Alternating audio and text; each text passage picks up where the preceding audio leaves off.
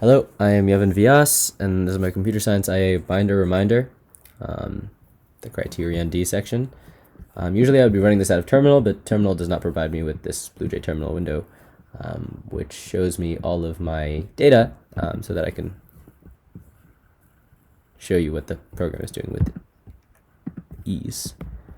Okay, cool. So once the program is run, this is what you'll see. And just so you know, I have a QR code scanner set up, connected to my computer, and all the QR code scanner does is it gets a value from the QR code and then types it into the computer as though we're typing it into my keyboard and hits enter. When the code first starts up, everything is blank. There's no folders in the system, and all the system really has is this students.txt file, which contains 2 emails, and this could be any number of emails that my client will use as he gets a list of emails at the beginning of the year. And it's just split up and parsed through the comma and the space, and that's all. So what I'm going to do is I'm just going to add my 2 folders, and each of these QR codes is, sorry about that, each of these QR codes is set to 1 folder. And I'll say I want to scan in 2 folders because I only have 2 QR codes.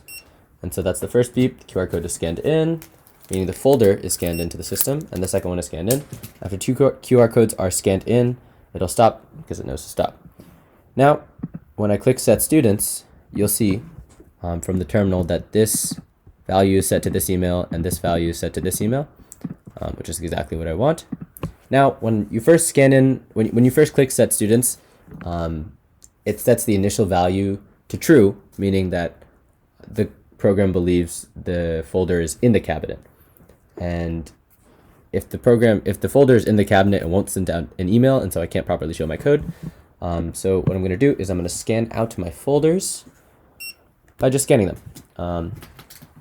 Because if they're in the cabinet and the folder is scanned, it knows to set it to false, meaning that it's outside of the cabinet, and then I just simply click cancel when I want to stop. I have a manual send emails button as sort of a switchover in case the timing thing doesn't work for my client's ease. And so this will send out an email with all the default values. Default, it sent 1 to QuireBot, and then it sent 1 to default, again 0 minutes ago, and 0 minutes ago. Now, let's say we want to change some values. First thing we can change is the body. Let's just change that to check 1 to 3. And then let's say we want to change the header. Let's say check 1 2 4 5. What else we can change? We can change one of the student emails or remove one of the student emails. And this time value you'll get to now. So another thing my code can do is it can send out emails at a specified time in the future. And at the moment, so you'll see in my code, this basically means that it will check every 10 seconds whether it should send an email or not.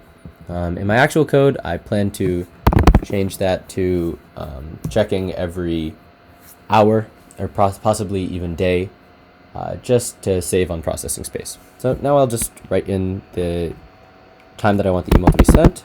So it's 2022, it's the 3rd month, the 11th day, in 24-hour time it is the 19th hour, and let's just say we want the email to be sent at 53 minutes and 2 seconds.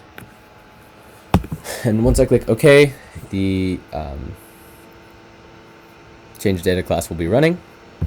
As you can see here, 2 emails were sent out, and once it hits that 53 minutes, and it shouldn't be exactly 3 seconds because it's checking every 10 seconds to see if the time is ahead of or equal to the time in the data set. And so once that 10-minute or 10-second piece is passed, again you'll see 2, and it sends 1 and it sends 2, and you'll see that the new values have been instated.